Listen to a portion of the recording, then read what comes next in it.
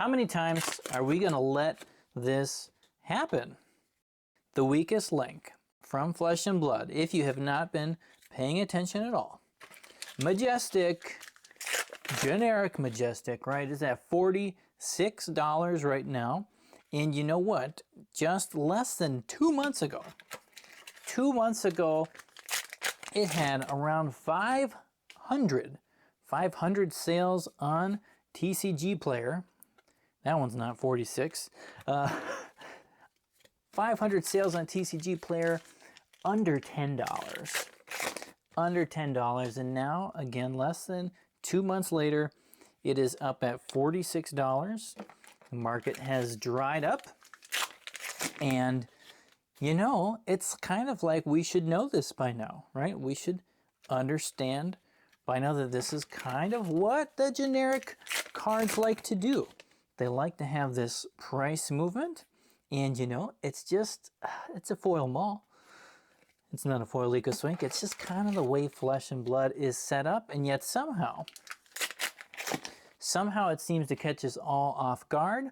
And I'm sure there was a couple of you who had it called and you had, you know, you had the will and the way to go and buy them when they were sub $10 and hang on to them till now. But, you know, based on the 500 sales, a lot of us weren't doing that. A lot of us were just selling the cards, moving the cards at the price they were. And now we're out. And here we are. $46. It happens just like that. And the funny thing is, you look at the card. You look at the weakest link. And it is not like, it's not the best card that's going to be in your deck. Right? Yes, I know in the current metagame, it can be very, very, very good, right? It's a fun way to get rid of those cheese and some other cards out there that are nice. But, you know, it's not the card in your deck that's like the card that works every single time, right? It's not the card that you're going to use in every single matchup and be a rock star. It's not that card. And yet still, we're up at $46. Give or take, you know, a percentage based on when you're watching this video. And it's just kind of crazy. So the thing you have to remember for Rosetta, for the future sets that are coming up, when you're looking at cards and you see a generic card like the weakest link, and you're thinking about how expensive it is and how expensive it might be, and you compare it to the other cards in the set, like, you know, you're attuned with Cosmic Vibrations, you have to remind yourself that that generic part means a lot, right? If that card can go into any deck, then the amount of people, the amount of players who want that card, potentially want that card, is significantly more than the other cards.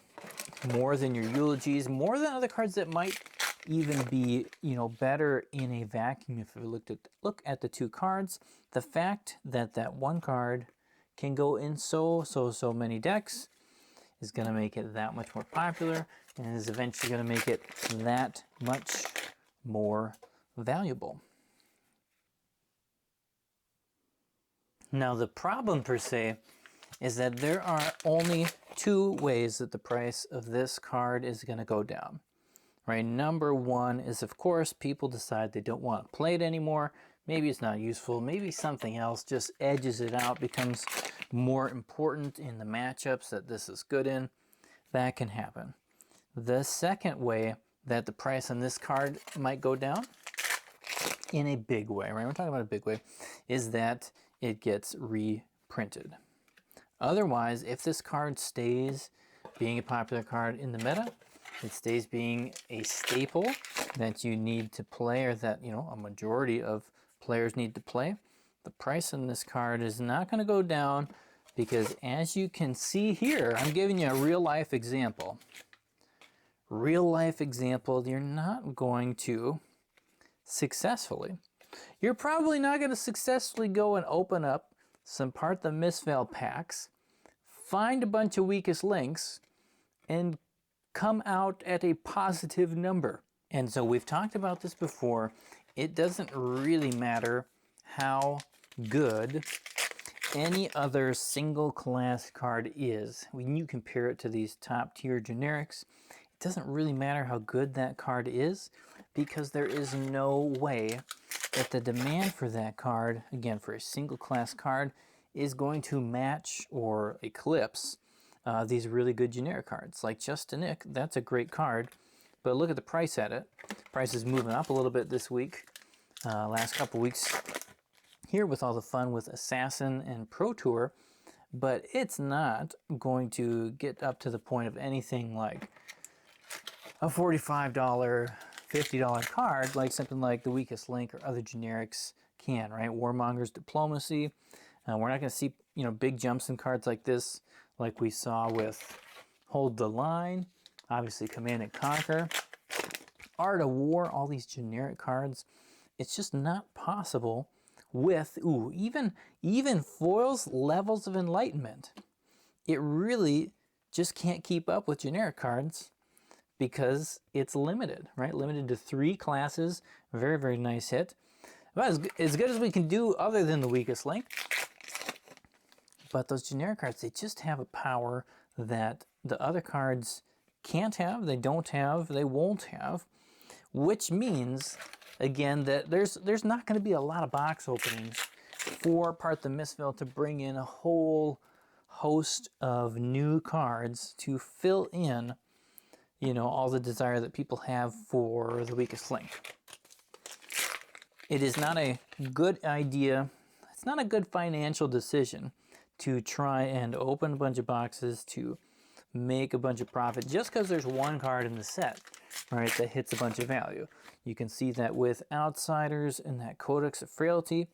Again, very expensive, fun, awesome, majestic.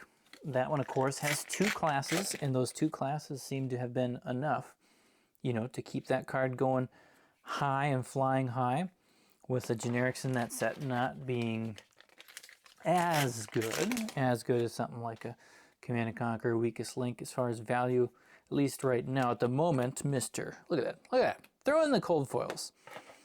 And so, you know, frailties held the value.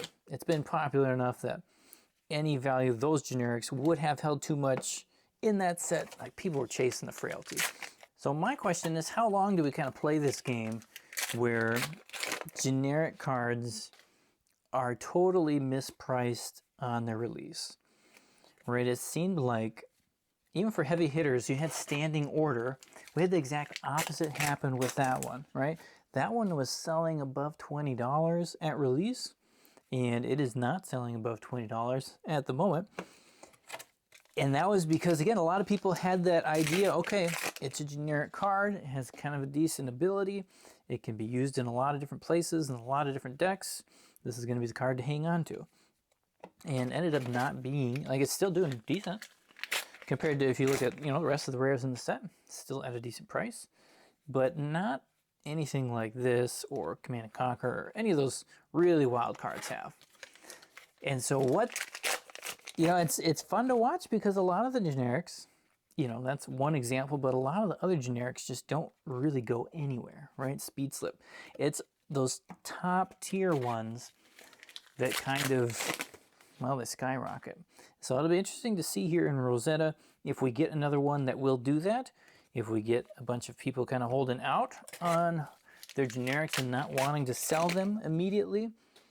Is it going to push things in the wrong direction? Is it going to push things in the right direction? I don't know, right? It's here we got Prismatic Leyline.